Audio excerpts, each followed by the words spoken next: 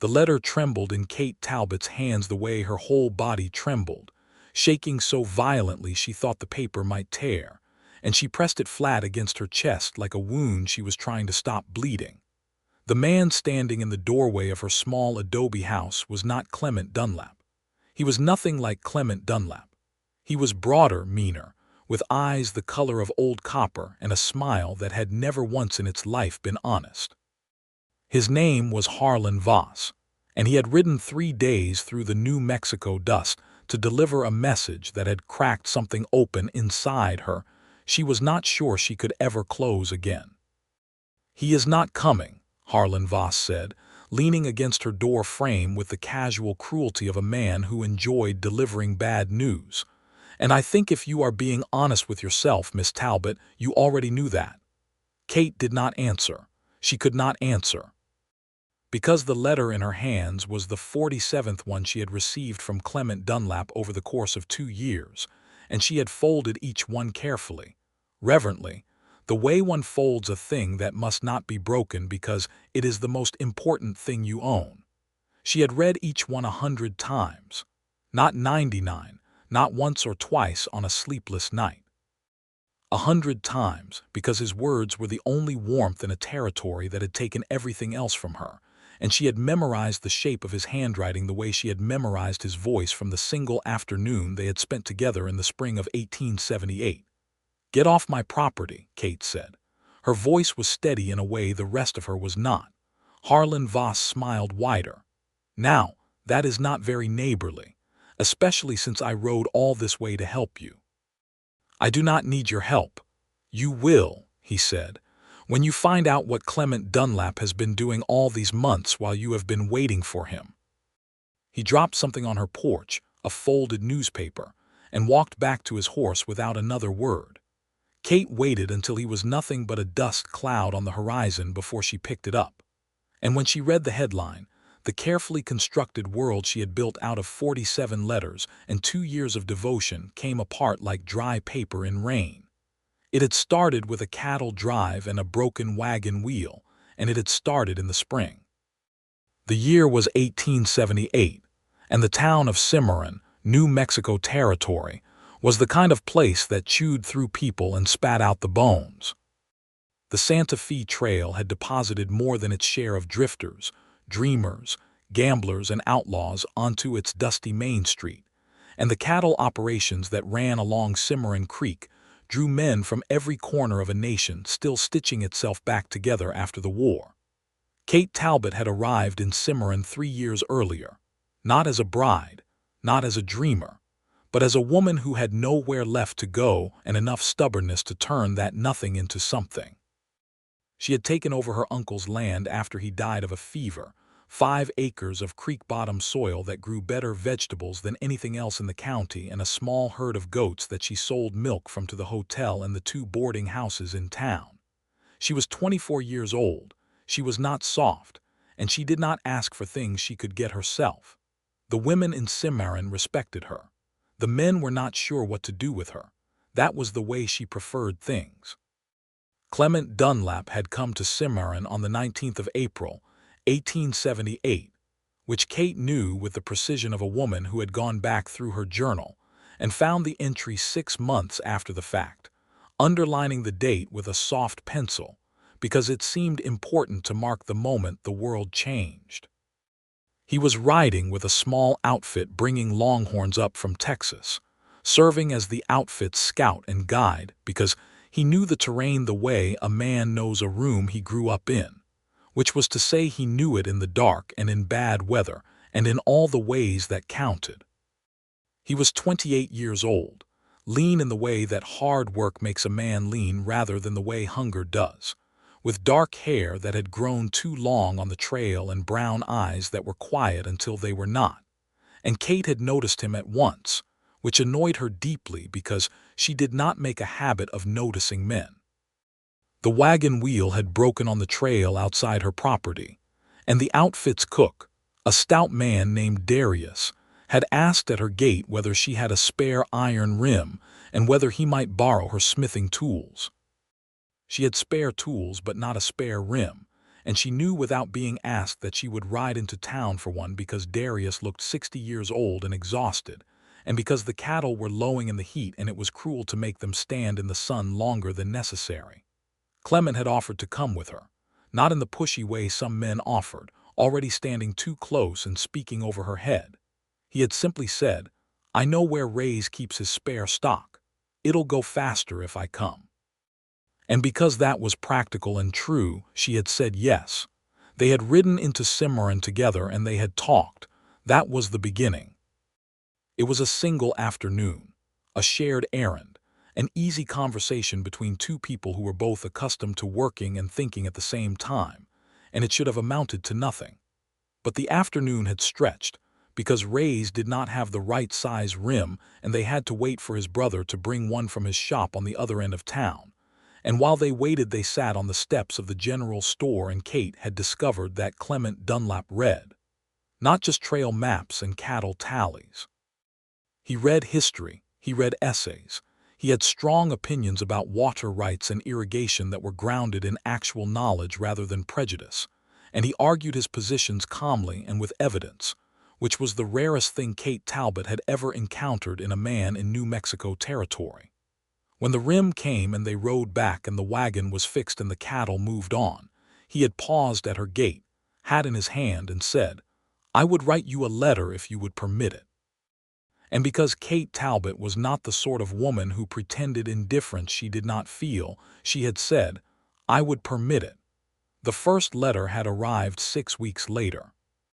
It was dated from Abilene, Kansas, where the outfit had delivered the cattle, and it was 3 pages long and covered everything from the price of longhorns to the question of whether the new territorial government could be trusted to manage the water claims along the Cimarron River. It ended with a single line that Kate had read the first 100 times before the second letter ever arrived. "I think about that afternoon more than I think about anything else, and I am a man who thinks about quite a lot." She had written back. Of course she had written back. And the correspondence had grown between them like a vine, slow and steady and stronger with each season, until it was something neither of them pretended was merely friendly. His letters had become her world. That was not metaphor. That was the plain, literal truth of Kate Talbot's life between the spring of 1878 and the autumn of 1880. She ran her land. She managed her goats and her garden. She dealt with the slow, grinding difficulties of being a woman alone in a territory where men made the laws and women were expected to be grateful for whichever of those laws happened to accommodate them. She traded. She negotiated. She fought with the county assessor over her water rights and won. She was fine. She was capable and independent and fine, but she lived for the letters. She had a tin box with a hinged lid that had once held tobacco, and she kept every letter in it, folded carefully, each one in the original envelope. She folded them the same way every time, crisp horizontal fold, then vertical, never creasing the paper in new places because she worried about wearing through the paper where the words were. She had read each one 100 times. She knew the first letter's 3 pages by heart, could recite them in the dark. She knew the slant of his handwriting when he was tired versus when he had time to write carefully. She knew the letters he had written quickly, the paper slightly blurred where his hand had moved fast, and the ones he had clearly labored over, where certain words were pressed harder into the page as though he were trying to make them more true by pressing harder. The 47th letter had arrived the previous week. It had been the most important one yet, because for the first time he had asked directly, clearly, without wrapping it in hypothetical language, whether Kate would consider his coming to Cimarron with the intention of staying. He had said he was done with the trail outfits. He had said he had money saved and ideas about land and water and a life he wanted to build. He had said the word future 3 times in a single paragraph, and he had asked whether she might want to be part of it. Kate had read that letter not 100 times but 200, because it was new and it was real, and it was everything she had been waiting 2 years to hear put plainly into words. And then Harlan Voss had arrived and dropped the newspaper on her porch and told her Clement was not coming. The newspaper was the Santa Fe Weekly Gazette, dated 6 days prior. The article was on page 3, small, the kind of item that got 3 paragraphs and no headline larger than the surrounding columns. It said that a man named Clement Dunlap, formerly of a Texas cattle operation, had been arrested in Las Vegas, New Mexico territory, on suspicion of participating in a scheme to defraud landowners of their water rights in the region east of the Sangre de Cristo Mountains. He was being held pending a hearing before the territorial court. Kate sat with that newspaper in her hands for a long time. The word betrayal moved through her mind with the slow, terrible force of a river that has finally found a crack in a dam. Betrayal. Hidden motive. 2 years of letters, 2 years of building something word by careful word, and she did not know which was worse. If it was all a lie and he had used her correspondence to gather intelligence on the water rights situation in Cimarron, which she had discussed in detail in her letters, or if it was true and he was in a jail cell somewhere, and the future he had asked her about in letter 47 was dissolving like sugar in rain. She picked up the tin box. She opened the lid. She looked at the folded letters stacked inside, each one neat and careful, each crease in exactly the same place it had always been. She closed the box. Then she went to saddle her horse. Las Vegas, New Mexico territory, was a 4-day ride from Cimarron, and Kate Talbot was not a woman who waited 4 days when 2 would do if she pushed. She packed light, filled her canteen from the creek, told her neighbor Mrs. Archuleta she would be back in 2 weeks, and was riding east before the sun was fully up the next morning, the tin box wrapped in a cloth and tucked into her saddle bag because she could not bring herself to leave it behind. She carried the letters with her because she had not yet decided what she believed. That was the truth of it. She had not decided whether Clement Dunlap was a man who had built something real with her across 2 years of paper and ink, or whether she had been a fool so desperate for connection that she had poured herself into a correspondence with a man whose motives she had never examined closely enough. Both possibilities sat in her chest like stones, heavy and cold and sharp-edged, and the only way to put either of them down was to look the man in the face. She made it to Mara in 2 days and spent the night at a small posada run by a widow named Señora Cisneros, who gave her a room and a bowl of stew and did not ask questions, which Kate appreciated enormously. She pushed on the 3rd day, and on the 4th afternoon she rode into Las Vegas, which in 1880 was a growing town at the intersection of the Santa Fe Trail and the new Atchison, Topeka, and Santa Fe Railroad line, and which felt considerably more complicated and populated than Cimarron. The territorial jail was a squat adobe building behind the courthouse, and the deputy on duty was a young man named Flores who had a kind face and the nervous manner of someone who had not been doing this job very long. Kate told him she was there to see Clement Dunlap, and she said it the way she said everything, without asking for permission or apologizing for her presence, and Deputy Flores blinked twice and then went to check the register. "He has a visitor allowed," the deputy said. "You family." "I am," Kate said, which was not technically true but was true in every way that mattered to her, and she was not prepared to be turned away on a technicality. The room where they brought him was small, stone walls, a single barred window that let in enough afternoon light to see by. He came in wearing the same clothes he had been arrested in, dusty trail clothes, his wrists unshackled because he had given no trouble, and when he saw her he stopped moving so completely it was as though the air had solidified around him. He looked like his letters. That was what she thought, which was a strange thing to think about a person, but it was true. He looked exactly like the voice she had been reading for 2 years, careful and direct and quiet, and held together by something internal rather than performance. "Kate," he said, and the word sounded like a thing he had been holding in his hands for a long time. "Sit down," she said, because she needed him across a table from her where she could watch his face. He sat. She sat.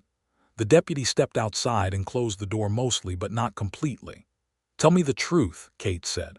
I need the whole truth, and I need it right now, and I need you to understand that I rode 4 days to hear it, so if you are planning to be anything other than completely honest with me, you should know I am already angry enough to make whatever comes next considerably worse.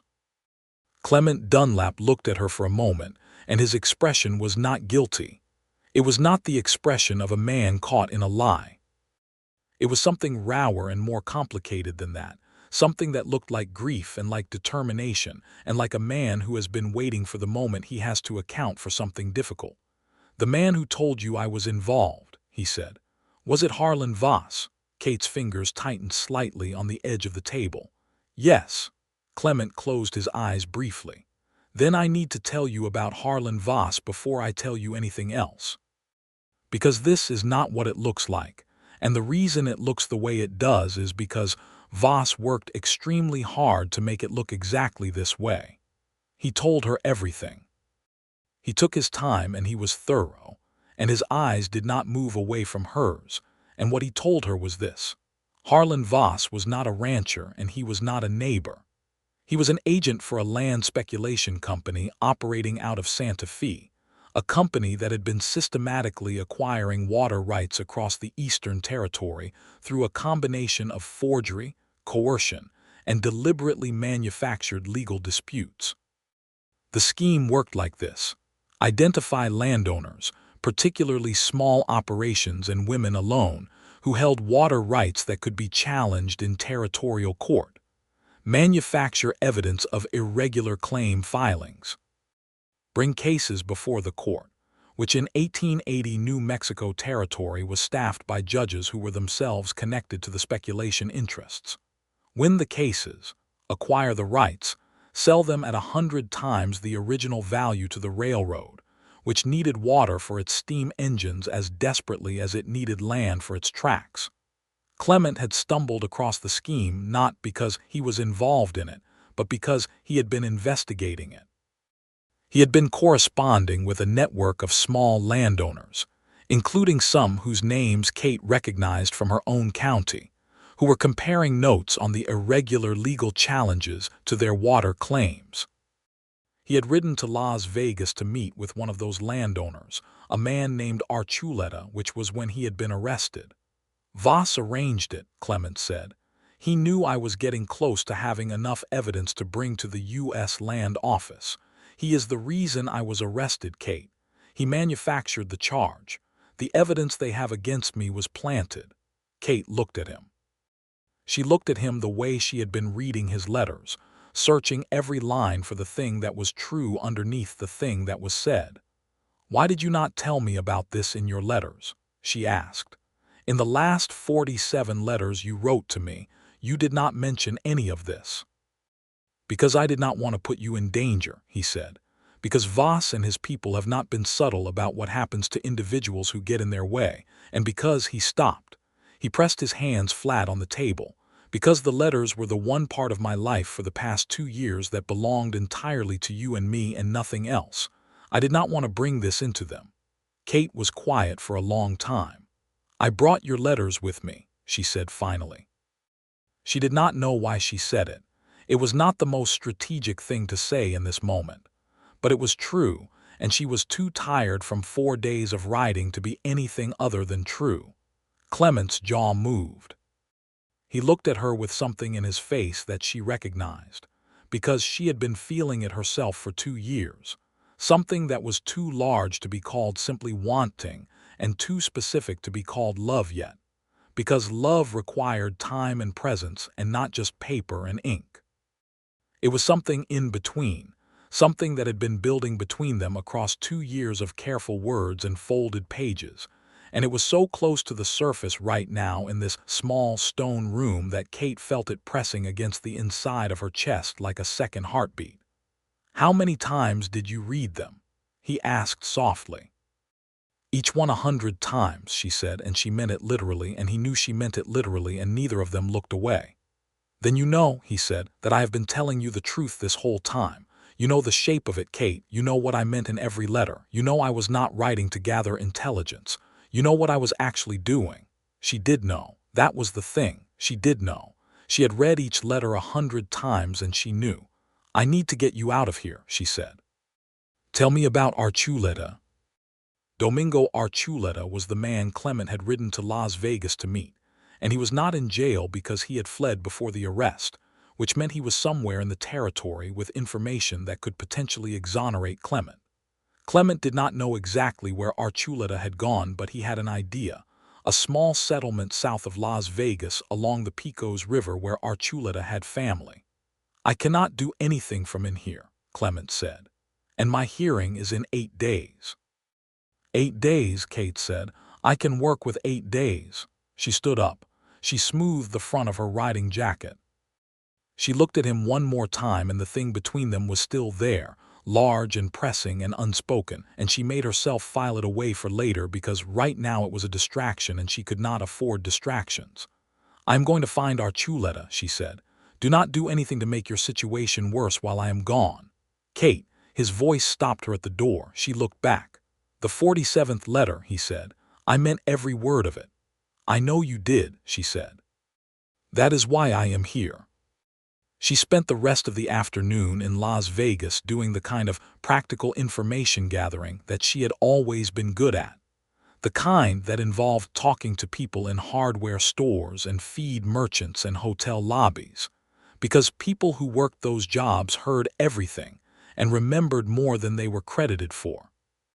By the time the sun was down, she had established 3 things: the name of the judge assigned to Clement's case, a man named Caldwell who had ruled against 3 other water rights defendants in the past 6 months, the name of the Santa Fe company behind the speculation scheme, a corporation called the Territorial Land and Water Development Association, and the approximate location of a small settlement called La Vega del Rio, 14 miles south along the Pecos, where the Archuleta family had a sheep camp. She rode south in the early morning and found Domingo Archuleta by midday.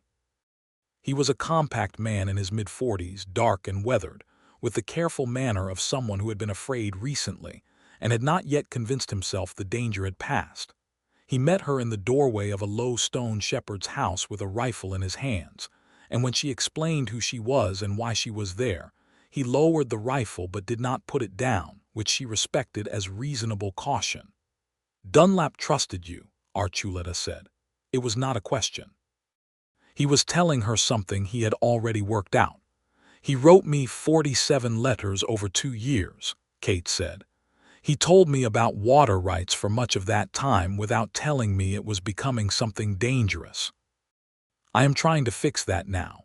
Archuleta was quiet for a moment. Then he said, "Come inside."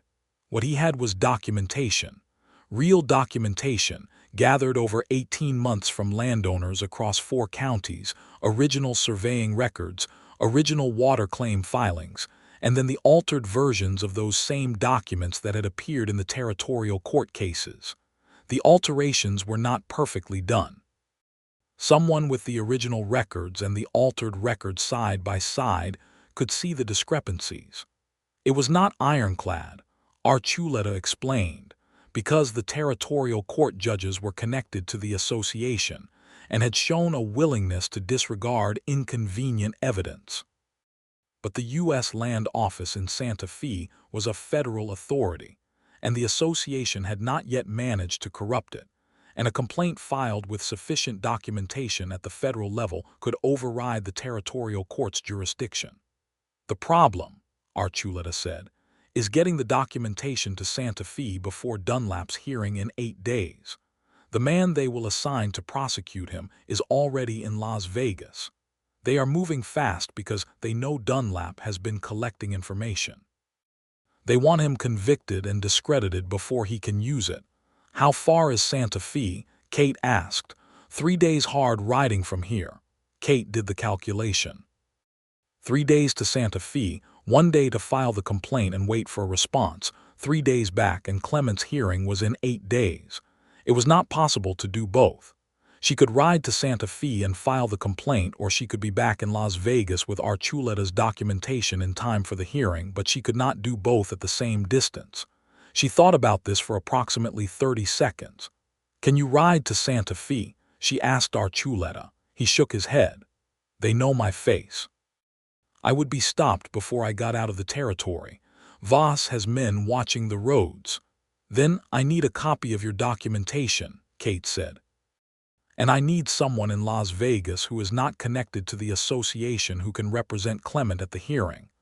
There is a lawyer named McIntyre, Archuleta said slowly. He has been fighting the association quietly.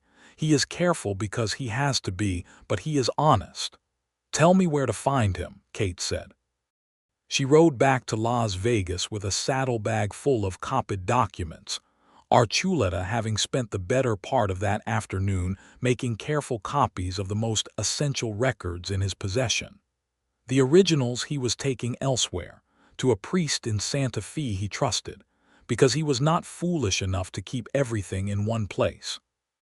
Lawyer McIntyre was a thin, pale man of about 50 who practiced out of a small office above a milliner's shop, and who opened his door to Kate at 7 in the evening, with an expression that mixed wariness with something that might have been, under the right circumstances, hope.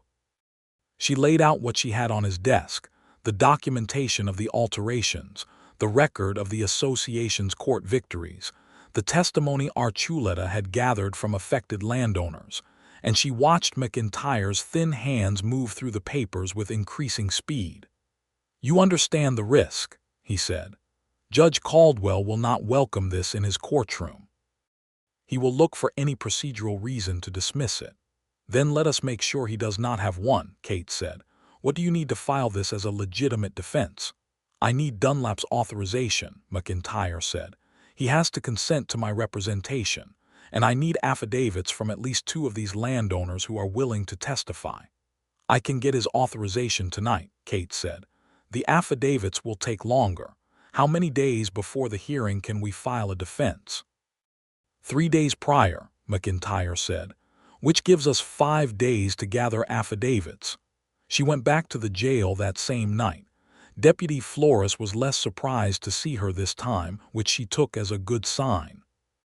Clement's authorization was given quickly, signed on a piece of paper that McIntyre had prepared, and when she laid out the plan Clement listened without interrupting, and when she was done he looked at her the way she had imagined someone might look at her if they truly, fully, without reservation, trusted her. You rode to Archuleta's, he said, 14 miles south in one day. I am a practical woman. Kate. He said her name the way he wrote it, with weight to it, with intention.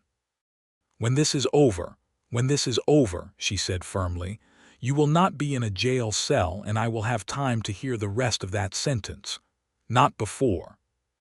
The next 5 days were the hardest work Kate Talbot had ever done, and she had done a great deal of hard work in her life.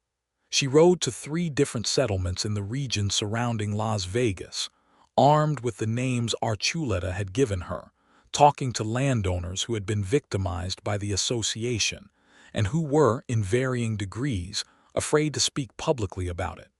2 of them turned her down. The third, a rancher named Gallegos who had lost his water rights to the association's scheme the previous year, and whose cattle operation was slowly dying because of it, agreed to provide an affidavit. The 4th name on her list was a woman named Esperanza Reyes, who ran a small farm near Sapelo and who had fought her association lawsuit alone in territorial court and lost, and who, when Kate rode up to her gate and explained what she was doing, looked at her with a ferocity that Kate recognized immediately as kinship. 2 affidavits, Kate said. That is what the lawyer needs. You would be the second. If I testify, Esperanza said carefully, and the court does not side with us, Voss's men will come back. Yes, Kate said honestly, that is possible. Esperanza looked at her for a long moment. Has this man you are fighting for done something to deserve this much trouble from you? Kate thought about 47 letters in a tin box. She thought about 2 years of folded paper and careful words, and the single afternoon on the steps of the general store in Cimarron, when she had discovered that connection could happen fast and without warning, and could grow into something that was stronger than the distance between 2 people. She thought about what Clement had written in his 47th letter, the 3 uses of the word future, and the direct question he had asked. "He is trying to protect people like us," Kate said. "People who own land and water rights and who are being robbed of them by men who have decided the law is something they own rather than something we all share. That is what he has been doing for the past 18 months. He was not supposed to tell me about it because he was afraid for my safety, but he has been doing it. So yes, I believe he deserves this." Esperanza gave her the affidavit. McIntyre filed the defense on the morning of day 6. Clement's hearing was in 2 days.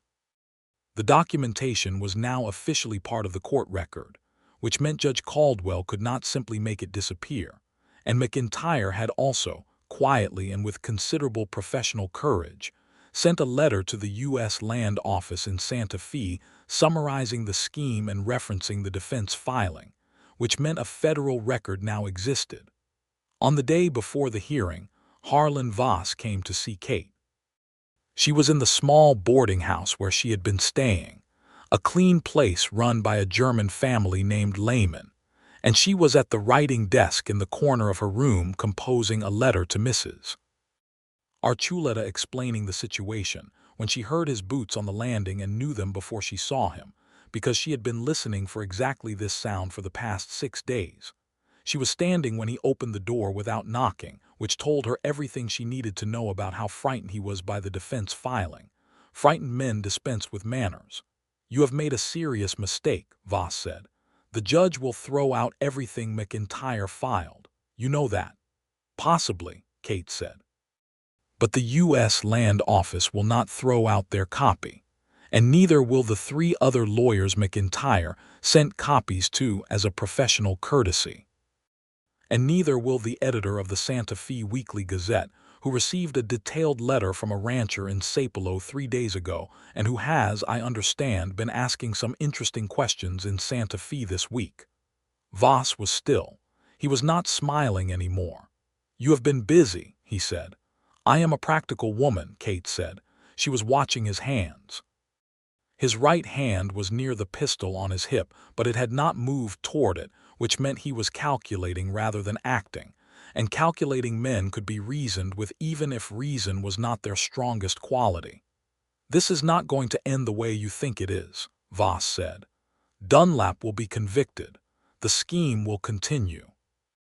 You have made noise, but you have not made a difference. You rode 3 days to Cimarron to tell me Clement was not coming," Kate said. "That tells me you were afraid of what I might do if I came looking. You were right to be afraid. Now I am asking you to reconsider the position you are in. The federal record is made. The newspaper has been contacted. McIntyre has the documentation. You can walk out of this room and out of this territory and let the hearing proceed, or you can stay and discover that the association has more to lose from your presence than you think." It was a bluff, only partly. The federal record was real. The letter to the Gazette was real. McIntyre's documentation was real. But the threat she was implying, the idea that she had more prepared to deploy, was partly constructed from the kind of confidence that made men believe a thing was true even when its edges were not fully solid yet. Voss looked at her for a long, long moment. Then he left. Kate sat down in the chair by the writing desk and put her hands in her lap and let them shake there quietly for a few minutes, because there was no one watching and she had been holding herself together by sheer force of will for 6 days, and she was allowed a few minutes of trembling before she had to be steady again. That night she took out the tin box. She sat on the edge of the bed in the Lehman boarding house room and she opened it and she took out the first letter, the one from Abilene, the 3-page one, and she read it again. Not because she needed to. She had it memorized. She read it because she wanted to feel the thing it always made her feel, the specific warmth of his voice on paper, and because tomorrow was the hearing and she needed to remember why she had done all of this. She read every single letter that night, all 47. She folded each one carefully when she was done, exactly as it had been, exactly as always, and put it back in the box. And by the time she closed the lid, the sky outside the window was beginning to gray at the edges, and it was almost morning. The hearing began at 9 o'clock. The territorial courtroom was a low-ceilinged room with a wooden gallery and hard benches, and it was more crowded than Kate had expected, because word had gotten around that something unusual was happening, and Las Vegas in 1880 was a town that paid attention to unusual things.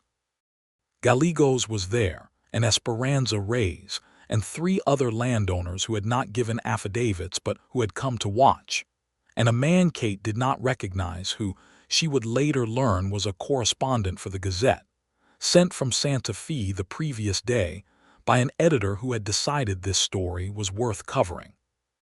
Judge Caldwell was exactly what she had expected. A broad, self-satisfied man with small eyes who conveyed authority through the performance of irritation, and who looked at McIntyre's presence at the defense table with visible displeasure.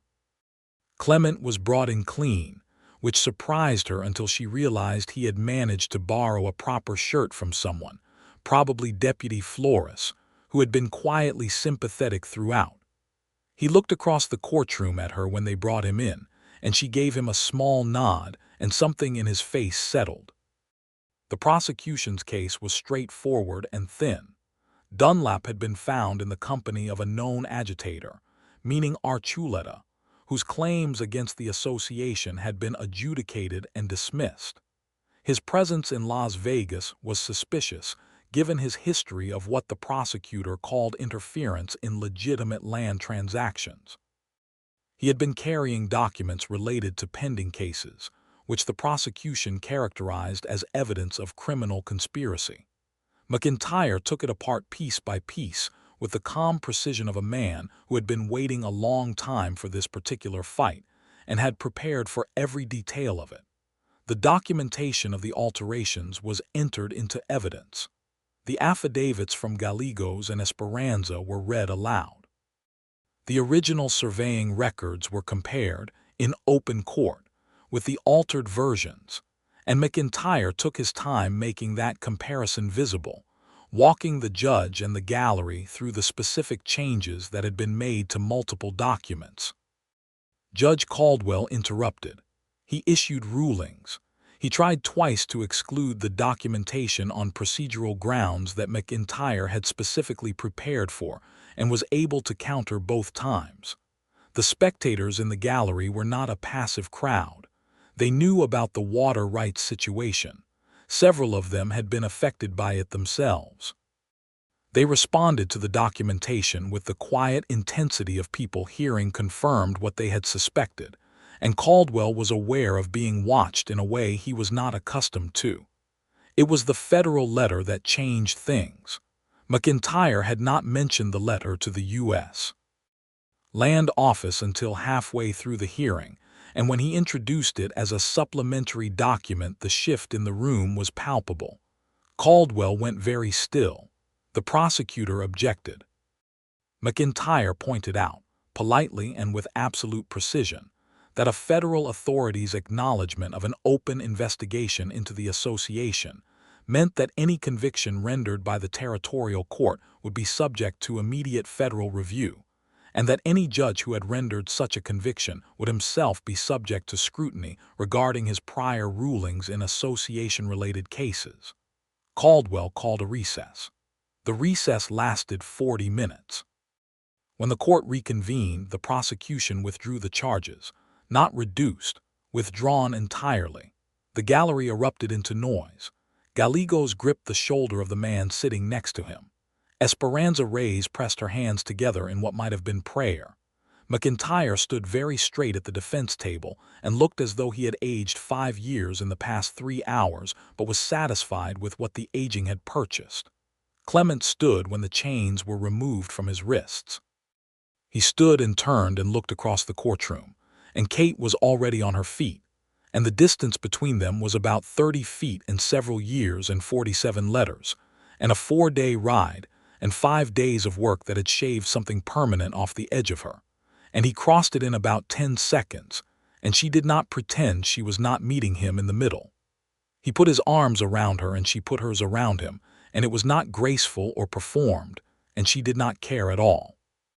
She pressed her face against the borrowed shirt and felt the solid reality of him, the warm aliveness of a person she had built entirely from paper and ink and imagination. And it was exactly what she had imagined, and also entirely different and also true in a way that paper and ink could gesture at but not contain. "You filed a complaint with the U.S. Land Office," he said into her hair. "Someone had to," she said. "You contacted the Gazette." The editor seemed interested. "You rode to Sapelo to talk to Esperanza Reyes. She is a remarkable woman. You should put her on the contact list for your network." He laughed. She felt it more than heard it. Then he pulled back far enough to look at her face, and his expression was the one she had been reading in his handwriting for 2 years, the one that was careful and direct and quiet until it was not. "In my 47th letter," he said. "I remember the 47th letter," she said. "I asked whether you might want to be part of the future I was describing." "You asked," she confirmed. "I am asking again," he said, "directly in person without the benefit of 47 letters of preparation. I am asking whether you will let me come to Cimarron, and whether you would be willing to spend some time in the same place as me, with the eventual intention of—" "Yes," Kate said. He stopped. "Yes," she said again. "You have been asking for 2 years, and you have been very patient about it, and the answer is yes." He kissed her then, in the Las Vegas territorial courtroom, in front of Gallegos and Esperanza and McIntyre, and the Gazette correspondent and the spectators in the gallery and Deputy Flores, who had come in from the anteroom to see what the noise was about. It was not a brief, polite kiss. It was the kind of kiss that had 47 letters worth of accumulated longing behind it, and Kate returned it with everything she had, which was considerable. Someone in the gallery whistled. Someone else applauded. Kate did not look up to see who it was. They stayed 3 more days in Las Vegas, because there was practical business to attend to. McIntyre filed a second complaint with the federal authorities, this one specifically naming Harlan Voss and the Territorial Land and Water Development Association in a formal fraud allegation. The Gazette correspondent spoke to both Kate and Clement at length and took extensive notes on the water rights situation across the territory. Esperanza Reyes and Gallegos met with a federal land agent who arrived from Santa Fe on the second day, a quiet man named Pemberton who listened carefully and wrote down everything, and told them with measured certainty that the association scheme had now attracted serious federal attention. Harlan Voss had left Las Vegas the night of Kate's confrontation with him. Where he went, they did not know immediately, though McIntyre seemed confident that, with federal scrutiny on the association, his options were increasingly limited. On the evening of the second night, Kate and Clement sat on the steps of the Lehman boarding house in the warm October air, which in 1880 was the particular golden, fading warmth of a New Mexico autumn, and talked for several hours. They talked the way their letters had talked, ranging across subjects and circling back, interrupting each other and finishing each other's sentences, and sometimes going quiet in a way that was not uncomfortable but full, the quiet of two people who are used to saying things on paper and are finding out that saying them aloud changes the texture, but not the substance. He told her more about the network of landowners he had been building contact with. She told him more about the water rights dispute with the county assessor that she had won 2 years earlier. He told her that his father had been a surveyor who had died when Clement was 16, which was where his precise knowledge of land and water systems had come from. She told him about her uncle, the fever, the 5 acres of creek bottom land she had turned into something viable by herself. He told her he had saved enough money from the cattle drives and from the investigative work, which had been compensated by 2 advocacy organizations he had been working with, that he could contribute meaningfully to a land purchase if the right opportunity arose. "I have been thinking about the stretch along the creek north of my property," Kate said. "It has been sitting unclaimed for 3 years. If someone filed on it under the Homestead Act, and if that someone had sound plans for irrigation and development, it could support a considerably larger operation than what I currently run." Clement was quiet for a moment. "Are you proposing a business arrangement?" "I am being practical," Kate said, and then she looked at him sideways and the corner of her mouth moved, "and possibly proposing more than a business arrangement. But I wanted to start with the practical part because the practical part is important and should not be obscured by sentiment." "I have never known you to be obscured by sentiment," Clement said. "You rode 4 days across New Mexico territory and gathered federal evidence in 6 days and bluffed Harlan Voss out of a boarding house room. I'm not worried about your clarity of thinking." "I was not entirely bluffing," Kate said. "I did contact the Gazette." "I know. That is part of what makes it not entirely a bluff." He paused. "Kate, I would like very much to file on that land north of your property. And I would like very much to build something there that includes you in it. And I would like, when the appropriate time comes and when you are ready, to ask you something considerably more formal and permanent than whether you want to be part of my future." Kate looked at the dark street in front of them, and at the rectangle of lamplight falling from the window behind them onto the steps, and she thought about 47 letters folded carefully in a tin box in her saddlebag. And she thought about what it meant that she had ridden 4 days to help a man she had never properly courted in the traditional sense, had never taken an evening walk with or attended a church social with, or been formally introduced to by anyone who knew them both, and yet whom she knew more completely and truly than she had ever known anyone in her life, because she had read every word he had written her 100 times, and she understood the shape of him at a level that no amount of church socials could manufacture.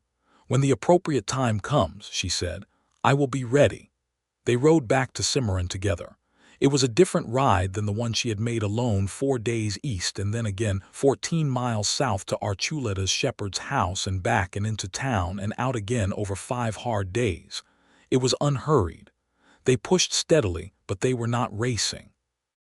They stopped in the evenings and made camp and talked, and Clement was a better camp cook than she had expected, which she told him, and he said his mother had insisted all 3 of her children learn to feed themselves properly, and Kate filed that information away alongside everything she had gathered over 2 years of letters, the growing portrait of a man who was increasingly real. On the 3rd night of the return ride, camped along a creek bed with a fire going, and the October stars filling the entire sky the way they did in New Mexico when you were far enough from town to see them properly, Clement took a letter from the inside pocket of his jacket and held it out to her. "This is what I had started writing before I was arrested," he said. It was going to be the 48th letter. She looked at it, the folded paper in his hand, and then she looked at him. "You can just tell me," she said. "We are sitting next to each other." "I know," he said, "but I wanted you to have it for the box." She took it. She did not read it then with him watching. She folded it exactly as she folded all the others and tucked it into the inside pocket of her own jacket, close to her chest, and she would read it later when she had privacy and time to give it the attention it deserved, and she would read it 100 times like all the rest. "Thank you," she said. "Thank you," he said, and she knew he meant all of it, the whole 4 days and 6 days and the bluff and the affidavits and everything, and she accepted that without deflection because she had done it and it was worth doing. When they arrived in Cimarron 2 days later, Mrs. Archuleta saw them ride in together and came out to her gate immediately with the expression of a woman who had correctly anticipated this development and was satisfied to have been right about it. "Welcome back," she said to Kate, and then she looked at Clement with frank assessment and said, "You must be the letter writer." "I am," Clement said. "She read each one 100 times, Mrs. Archuleta said, with the authority of a woman who had watched Kate through the curtains often enough to know. 100 times every single one, so you had better be worth it." "I intend to be," Clement said. The weeks that followed were not simple. The federal investigation into the Territorial Land and Water Development Association was underway, and it required both Kate and Clement to provide additional testimony, statements, documentation. McIntyre visited Cimarron twice in November, and they rode to Santa Fe once together to meet with Pemberton, the land agent, who was assembling a case that was becoming, as he put it, considerably larger and more significant than we initially anticipated. Harlan Voss had surfaced in Colorado, and a federal warrant had been issued for his arrest. The case would take time, Pemberton told them. Federal cases always took time, but the direction of it was clear. In the meantime, Clement filed a homestead claim on the land north of Kate's property, and the work of building something there began. He put up a small structure first, a two-room cabin of adobe and timber, practical and solid, because the New Mexico winters came hard, and he had no interest in being impractical about shelter. He worked alongside Kate on the irrigation plan, bringing his surveyor's knowledge to the specific problem of the creek bottom terrain, and what they developed together over those autumn and early winter weeks was something that could, if it went as designed, support a cattle operation small enough to manage and large enough to be genuinely sustaining. He was a good neighbor. That was the thing she noticed first, after the larger things had settled. He was attentive without being intrusive. He was present in the ways that mattered and absent in the ways that also mattered, because Kate was still a woman who valued her own space and her own time, and Clement Dunlap seemed to understand this without needing to be told, which was the highest possible mark she could give anyone. In December, he asked Mrs. Archuleta whether there was a proper social occasion coming up in Cimarron, because he wanted to take Kate to one, and he wanted to do it with some degree of formality. Mrs. Archuleta informed him that the Christmas social at the Methodist Church was on the 15th and that he should bring Kate flowers, which he did, a small bunch of the dried late-season wildflowers he had gathered and preserved specifically for the purpose. And when he appeared at Kate's door with them, she looked at them, and then at him, and then she said, "You are ridiculously thoughtful," and he said, "I have been practicing in letters for 2 years," and she laughed. Which was a thing she did not do often enough, and which he had decided was going to become considerably more frequent in her life. The Christmas social was the occasion that settled things in the minds of the Cimarron community, because seeing Clement Dunlap dance with Kate Talbot twice in an evening, and then spend the rest of it standing close to her in conversation, was enough evidence for anyone who had been watching to conclude what was happening. The women in Cimarron were, as Kate had noted, her people, and they responded to Clement with the specific approval that a community reserves for a man who has clearly earned something he is clearly grateful for. In February of 1881, Harlan Voss was arrested in Denver and extradited to the New Mexico Territory. The news reached Cimarron on a Thursday morning, and Kate read it in the Gazette without expression, then went back to the letter she had been writing, which was to the advocacy organization that had employed Clement in his water rights work, because they were now both working with that organization, Kate having agreed in December to serve as a contact point for the region around Cimarron. She did not need to say anything about Voss's arrest to Clement, because he appeared at her gate an hour later having also read it, and they sat on her porch in the February cold with cups of coffee and talked about what came next for the investigation, and for the landowners who had been affected by the association's scheme. And that practical conversation was also a kind of intimacy, the intimacy of two people who work together on something that matters. On the last day of February, Clement asked Kate to marry him. He did it simply, the way he did most things, clearly and without excess ornamentation. They were walking along the creek north of her property, checking the irrigation work they had done the previous autumn, and he stopped at the point where the creek curved, and the light was coming golden and thin through the cottonwood branches, and he said, "I told you last October that I wanted to ask you something considerably more formal and permanent when the appropriate time came. I believe the appropriate time has come, and I am asking you to marry me, Kate." She looked at the creek. She looked at the cottonwoods. She looked at Clement Dunlap, who was watching her with that expression she had come to know as his real one, the careful, direct, quiet one that lit from inside when it was not being quiet anymore. "Yes," she said, for the third time, and it felt different each time, the first yes being relief and certainty, the second being the implicit understanding of a future, and this one being the simple particular fact of a thing that was true and was going to stay true. He took her hand. She let him and kept it. They were married in April of 1881, 3 years to the month from the afternoon on the steps of the general store in Cimarron that had started all of it. The ceremony was at the Methodist church where the Christmas social had been, performed by the minister there, with Mrs. Archuleta and Gallegos and Esperanza Reyes, who had ridden up from near Sapelo specifically for the occasion, and McIntyre, who had made the journey from Las Vegas, and about 40 other people from Cimarron and the surrounding area who had come to mark the occasion of a wedding that the community seemed to have a proprietary fondness for. Kate wore a dress she had made herself in the weeks before the wedding, dark blue wool with a high collar and white cuffs, practical and clean and not fussy, because she was not a fussy woman. Clement wore his best clothes, which he had made sure were better than his second-best clothes, and he stood at the front of the church with an expression so completely open and undefended that several people in the gallery felt moved by it in ways they would not have expected from a cattle trail scout's wedding. The vows they spoke were the standard ones, the ones the minister had, and the ones the community recognized. But after them Clement said, in a voice that was not performing but simply saying a thing that was true, "I have been telling you for 3 years what I meant, and you have read every word of it 100 times, and you came 4 days across the territory when it mattered, and I intend to spend the rest of my life making sure you know that I see all of that."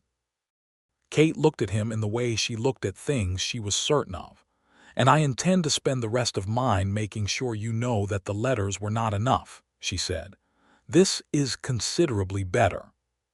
Someone in the gallery laughed. The minister performed the final words. Clement kissed her, and this time there was no one in the gallery who whistled, because everyone was too genuinely moved for that. The spring and summer of 1881 were productive in every sense.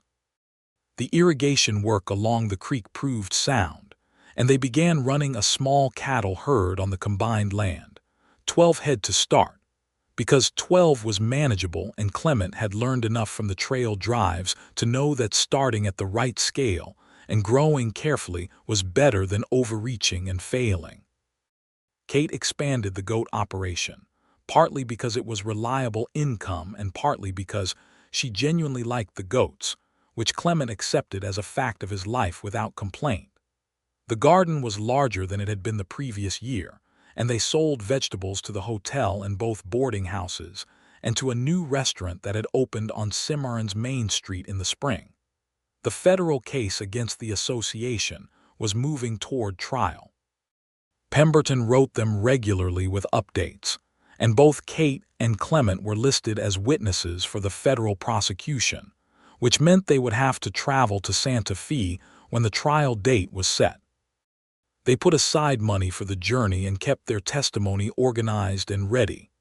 In the evenings they sat on the porch of what had been Clement's cabin but was now their home, a larger structure now, having been added to in the spring with a proper kitchen and a second room, and they talked. They still wrote letters to each other occasionally, which had surprised both of them when it started but made a kind of sense, because some things were easier to work out on paper, and because the habit of careful, thorough communication was one they had built before they had the chance to be careless about it, and neither of them wanted to stop being careful with the other. The letters were different now. They were shorter because many things could be said aloud, and they did not need to carry the weight of a whole relationship the way the early ones had. But Kate still folded them the same way, and she still kept them in the tin box alongside all 47 of the originals, and the 48th letter that Clement had taken from his jacket on the third night of the return ride from Las Vegas, which she had read 100 times like all the rest, and which she kept on top of all the others. In December of 1881, Kate discovered she was expecting. She had suspected for 3 weeks before she confirmed it with the doctor in Cimarron, a methodical man named Whitfield who had a reassuring absence of drama about medical matters, which she found appropriate. She told Clement that evening after dinner, directly, without preamble, because she was Kate Talbot Dunlap, and she did things the direct way. He was quiet for a moment that was full rather than empty. Then he reached across the table and took both her hands in his, the way he did when he was feeling something large and wanted to hold it still rather than let it scatter. "Are you well?" he asked. "I am very well," she said. "Whitfield says everything is as it should be." "And are you this?" He stopped, which was rare for him. "It is," she said, knowing what he was asking. "Very much so." He smiled then, the full version that she had been accumulating evidence of for 3 years and never tired of seeing. "A Dunlap," he said. "Half Talbot," she said immediately, and he laughed. The boy was born in August of 1882, on a Wednesday morning that was hot and clear and bright, and the birth was attended by Mrs. Archuleta and Dr. Whitfield, and went as well as such things went, which was to say it was exhausting and difficult and entirely worth it. They named him James, after Clement's father, the surveyor who had taught him how to read the land, and after Kate's own father, whose name had also been James, which neither of them had known about the other until the conversation about naming came up, and which seemed to both of them like the kind of coincidence that is actually just convergence. James Dunlap was a healthy, vocal, abundantly present person from the first hours of his life, and he had Kate's eyes, which were gray-green and watchful, and Clement's hands, which were long-fingered and precise, and both his parents' habit of taking things seriously, which would serve him well later and was currently mainly applied to food and sleep. The federal trial of the Territorial Land and Water Development Association began in Santa Fe in September of 1882, when James was 6 weeks old. Kate and Clement traveled to Santa Fe with James, because leaving him was not something Kate was prepared to do at 6 weeks, and because the journey was manageable if done at a reasonable pace. They stayed for 2 weeks, gave their testimony, which was detailed and documented and effective, and watched the federal prosecution make its case against the association's principals. Harlan Voss testified under an immunity agreement, having negotiated with the federal prosecutors in exchange for testimony against the association's leadership.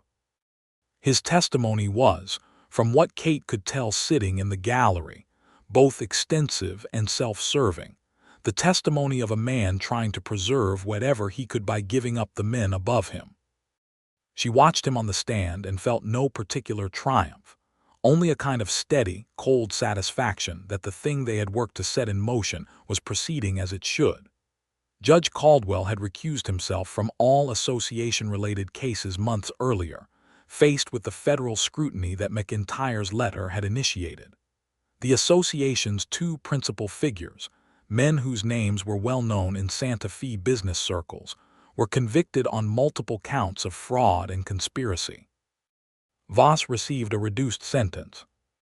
Landowners whose rights had been fraudulently taken were identified as part of a remediation process, and while the territorial legal machinery moved slowly, the direction was clear. Esperanza Reyes got her water rights back. It took until the spring of 1883, but she got them back. Gallegos rebuilt his cattle operation through the following year. Archuleta came to Cimarron in the winter of 1882 to meet the Dunlaps and to see the water rights advocacy network that had grown out of what had started with Clement's correspondence and Kate's testimony. He was a careful, formal man who unbent somewhat over the course of 3 days, and who seemed genuinely moved by the fact that the work he and Clement had done together, which had cost him his safety and his home for a period and Clement a jail cell, had resulted in something real. "You rode 4 days," he said to Kate on the last evening of his visit, having heard the full account from multiple perspectives by that point. "I read his letters 100 times each," Kate said. 4 days seemed proportionate. Archuleta looked at Clement. "She is as good as you wrote in your letters to me," he said. "She is considerably better," Clement said. James was 4 months old and asleep in the next room, and the fire was burning, and the winter outside was the specific cold of New Mexico high country in December. And Kate Talbot Dunlap sat in her own house with the two men who had done more than anyone else to protect the water rights of ordinary people across the Eastern Territory. And she felt the particular warmth of a life that had been built carefully and was holding. The years that followed were full. The cattle operation grew slowly, by design, to 30 head by 1884, managed with the kind of careful attention to water usage and grazing rotation that Clement's knowledge and Kate's practicality made possible. The garden continued. The goats continued.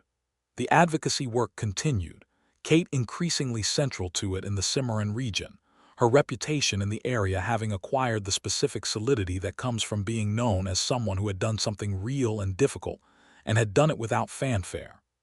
Clement still surveyed occasionally, taking short-term contracts when they came, and when the timing was right, because his knowledge of land and water was genuinely rare and useful, and because he liked the work.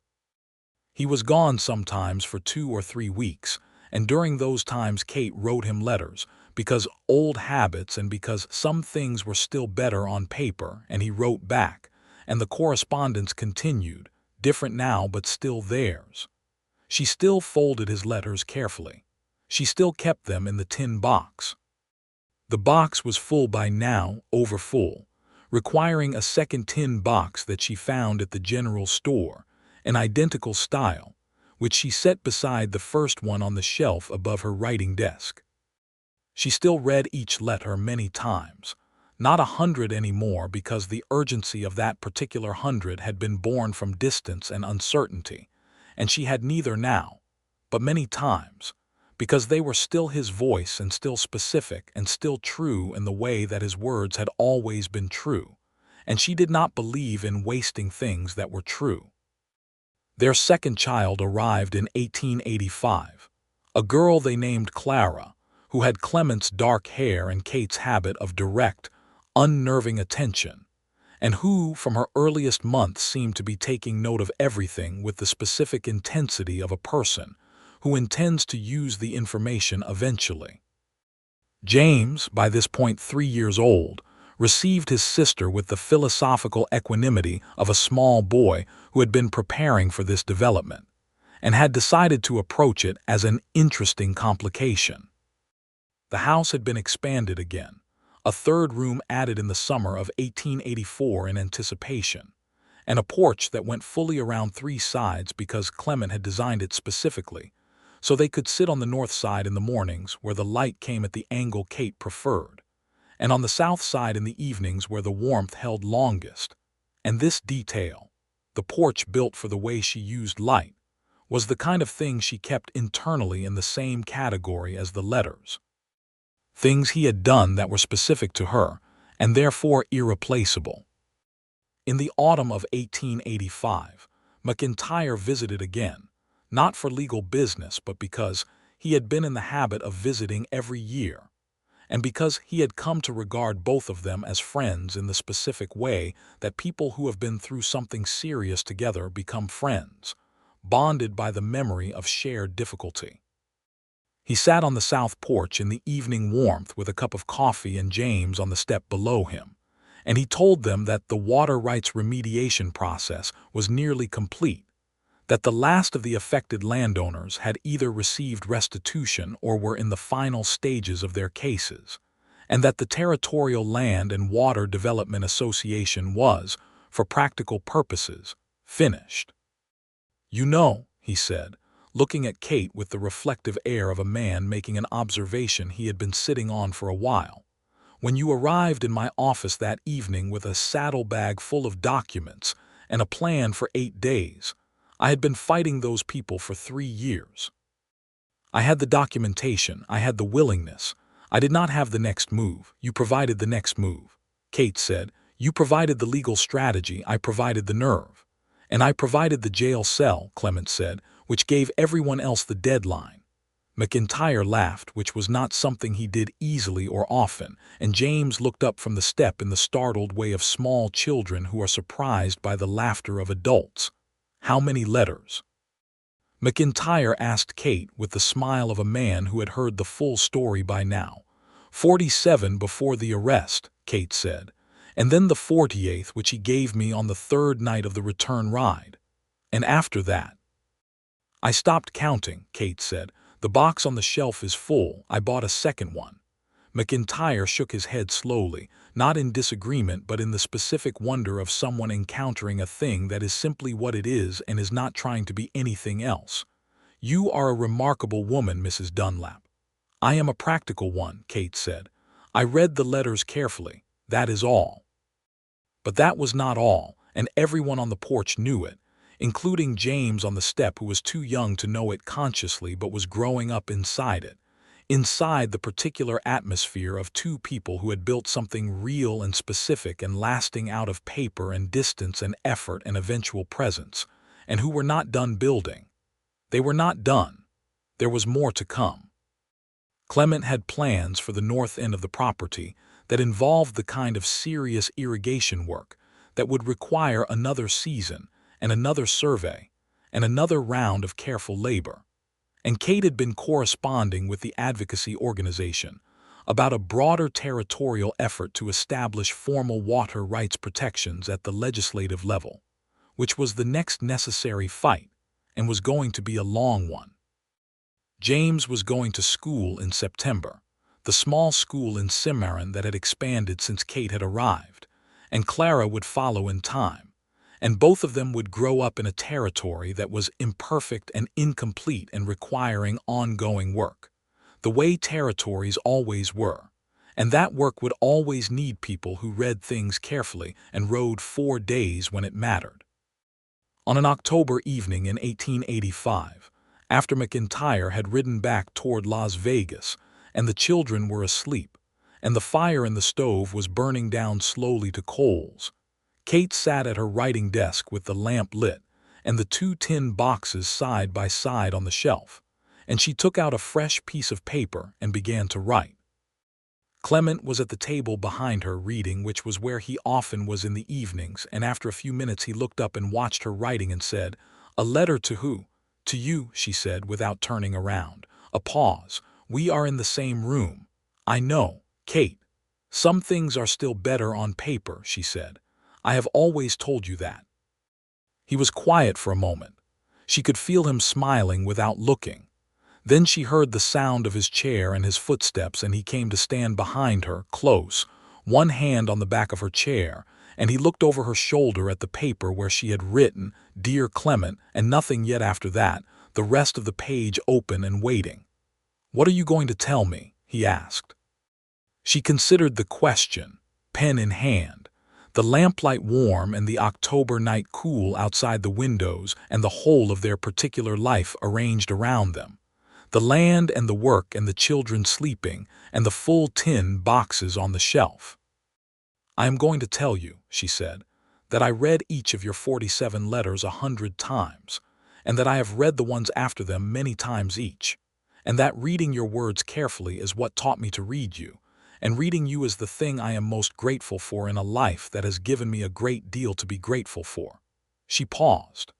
"And then I am going to fold it carefully and put it in the box, and you may read it as many times as you like." His hand moved from the back of her chair to her shoulder, warm and certain, the way he touched things he was sure of. "I will read it 100 times," he said. "I know you will," she said. She wrote the letter. She wrote it carefully, taking her time, getting each word right, because some habits were not habits anymore but were who you were.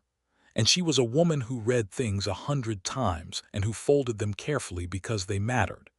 And because the mattering was something she had never been careless about and was not going to start being careless about now. Not with 47 letters and 100 readings and a 4-day ride and a new life behind her and more life still to come. Stretching forward in the same direction as the creek and the irrigation work, and the full tin boxes, and the lamp-warm room and the man standing at her shoulder, waiting to read every word. She finished the letter. She folded it with the same careful horizontal fold and then the vertical, no new creases. She turned in her chair and held it out to him. He took it from her hands the way she gave it, with both hands, the way you take a thing that is important, and she watched his face as he began to read. It was exactly the expression she had been reading in his letters for 7 years now, careful and direct and quiet until it was not. She knew it completely. She had read it 100 times at least, in every variation, and she was going to keep reading it for as long as she lived, which she intended to be a very long time, in this house on this land in this territory that was imperfect and ongoing and entirely, specifically, irrevocably hers. Outside, the October stars filled the New Mexico sky the way they did when you were far enough from the lights to see them properly, which out here on this land, you always were. The creek ran along the northern edge of the property in the dark, following the irrigation channels they had built together, doing the steady, patient work of water in good soil. The cattle were quiet. The goats were settled. The children were sleeping.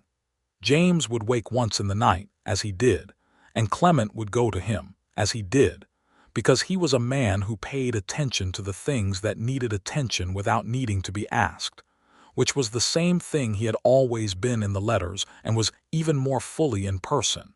And Kate had known this about him before she knew his face because she had read carefully, which was what she had always done. She had folded his letters carefully because she had read each one 100 times, and from that careful reading she had built the truest, most specific knowledge of another person she had ever possessed. And from that knowledge she had made a choice that was not impulsive but was informed and deliberate and whole. And the life that choice had led her to was real and warm and full and was still, even now, still building. Clement finished the letter. He looked at her. 100 times, he said quietly, the way you confirm a thing you already believe. Every one, she said. He sat down across from her at the writing desk, opened the lamp a little wider for better light, and reached for a piece of paper. Then I had better write back, he said. Kate smiled and settled in to wait,